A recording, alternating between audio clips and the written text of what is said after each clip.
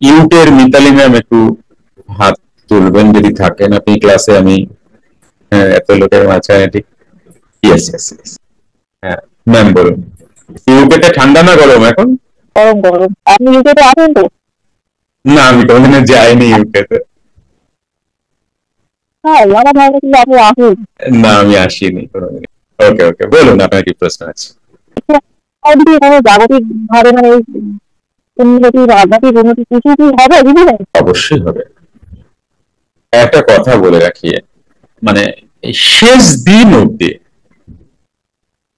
আশা ছাড়বে না।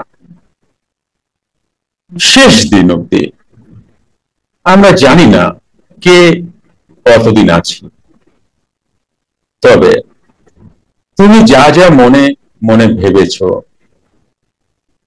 যা তুমি সিদ্ধান্ত নিয়েছো, তোমার যে আশা, তো এটা কখনোই ছাড়বে না যে আমার বোধহয় আর হলো না। এই আক্ষেপ করার দরকার নেই। প্রভু সবার মঙ্গল করছেন আর সবার খেয়াল আছে। শুধু একটা বিষয় আমাদেরকে দেখতে হবে, সেটা হচ্ছে আমরা কর্ম কি করছি। এইটুকু আমাদের হাতে আছে। বাকি কি পাবো কি পাবো না, এ কারণে বলেছেন ভগবান গীতাতে, কর্ম ফল নিয়ে ভেবো না, লাভ নেই। তোমার হাতে কর্মটাই আছে। এই কথাটা ভুল ব্যাখ্যা হয় গীতার, মানে কর্ম করো ফল চেয়েও না, এটা এটা এটা বোকা বোকা ব্যাখ্যা, একদম মানে অধম ব্যাখ্যা। এটা অ্যাকচুয়ালি ব্যাখ্যা না। ব্যাখ্যা হচ্ছে তুমি ফলের দিকে যদি ফোকাস করো তাহলে কর্মের ফোকাস তোমার কাছে থাকছে না, একটু হলো টালমাটাল করবে। তাহলে তুমি, ফল তো ক্রিয়েট হবে, যেটা হওয়ার সেটা হবে, কিন্তু তুমি, হে অর্জুন, তুমি কর্মে ফোকাস দাও। কর্ম যদি বেটার হয়, কর্ম যদি ঠিকঠাক করো, তাহলে ফল ডেফিনেটলি ঠিকঠাক আসবে। সুতরাং এটা কিন্তু মধ্যম মানে বলছি, এটা উত্তম মানে নয় গীতা, একটা অধম মানে, এটা মধ্যম মানে, যে তুমি তোমার কর্মে ফোকাস দাও, ফল যা কিছু আসে এটা নিয়ে ঘাবড়িও না। যেমন তুমি কর্ম করছো ফল তেমনই আসবে। আর অনেকে বলে ভাগ্য, অ্যাকচুয়ালি ভাগ্য আগে আসে না, আগে কর্ম কেমন করলাম তারপরে আসে ভাগ্য। আমি মাধ্যমিক পরীক্ষা কেমন দিলাম তার উপরে আসে রেজাল্ট, মানে ভাগ্য, আমি কি কোন ডিভিশনে গেলাম। কেমন? কর্মের উপরে ধ্যান দিন। আগে প্রভু সবার মালিক, সুতরাং কেউ বঞ্চিত হবেন না কোনো দিক দিয়ে না। এমনকি সেদিনকে গীতা পড়াতে পড়াতে, পাঠ করতে করতে একটা কথা বলেছিলাম, কথাটা হঠাৎই মনে পড়লো, যে ধরো একজন যোগী, তিনি এইবার মার্জ হবেন, তিনি চাইলেই এক্ষুনি আমি মার্জ হতে পারবেন না, তারও একটা শুভ মুহূর্ত থাকে, তার জন্য তাকে ওয়েট করতে হয় ওই মুহূর্তটার জন্য। তো এখানে আমরা কি কি পেলাম? এক হচ্ছে কর্ম করব দি বেস্ট, মানে 110% দিয়ে নিজেকে। ঠিক আছে, 110% কেন বললাম? আজকে অলসতা লাগছে, আজকে বসবো না,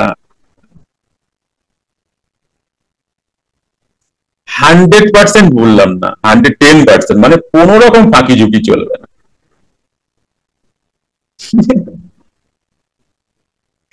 দেখো, তোমার ব্যাংক অ্যাকাউন্টে 1 কোটি টাকা আছে, এবার আমি 1 টাকা সরিয়ে নিলাম, তুমি 1 কোটি টাকা বলতেই পারো না তাকে,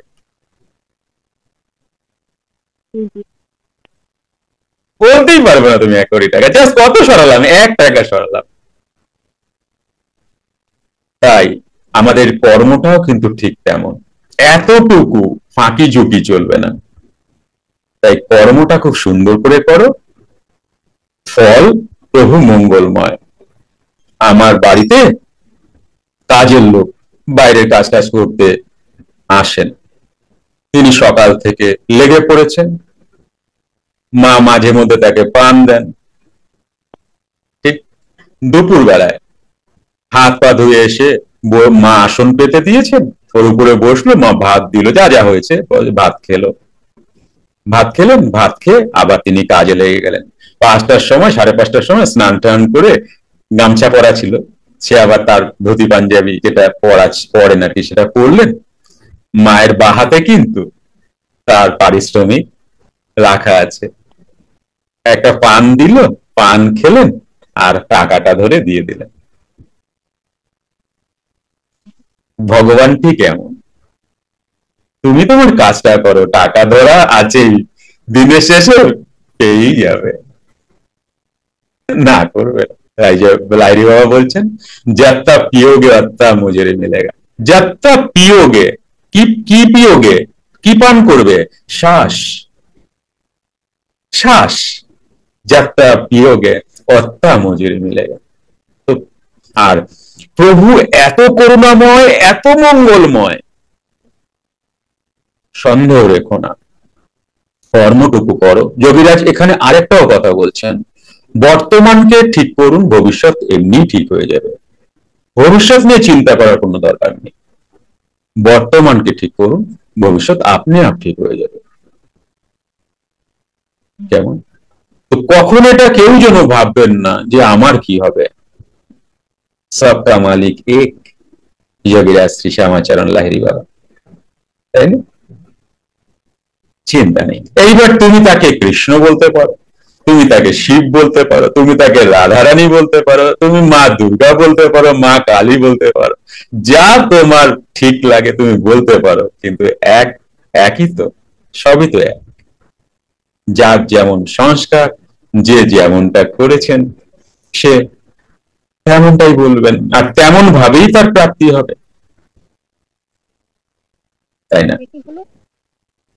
তো যিনি জব করছেন তিনি জবও করতে পারেন, সবেতেই তো তিনি, তো চিন্তা নেই কিছু।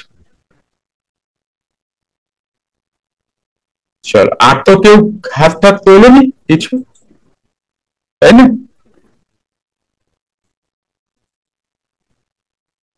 48-50 জনের মতো। এমনকি আমাদের তো প্রাণায়ামে স্পর্শ নিষেধ আছে, হয় না? হাজবেন্ড বসেছে, ওয়াইফ ঘরে ঢুকে হয়তো স্পর্শ নিষেধ আছে, বা ওয়াইফ বসেছে, হয়তো হাজবেন্ড বললো কি গো হয়েছে কতক্ষণ, ধরাও নিষেধ, বডি ধরাই যাবে না। এত পাওয়ারফুল, ও পাওয়ার এসে যায় তখন না। আমাদের বডি কি পাওয়ার জেনারেট করে? ইলেকট্রোম্যাগনেটিক ফিল্ড তৈরি করে। ইলেকট্রিক্যাল নেচার ব্রেনের, আর বডির নেচার ম্যাগনেটিক, দুইয়ের কম্বিনেশনে একটা বিদ্যুৎ খেলে আর কি, এবং আকর্ষণও থাকে তাতে। চলো তাহলে শুরু করা যাক নাকি, কি বলো? আর দেরি করে লাভ নেই। একটি ঘোষণা আপনাদের সবার জন্য, সুপ্ত ক্রিয়া, মেডিটেশন এবং অন্তর্মুখী প্রাণায়াম ক্লাসে আসতে চাইছেন? মঙ্গল, বুধ ও বৃহস্পতিবার আপনার বাড়ি বসেই জুম অনলাইনে এই ক্লাসটি করতে পারবেন। সময় সন্ধ্যা 8টা থেকে রাত 9টা অবধি। আসুন, ক্লাসে দেখা হবে।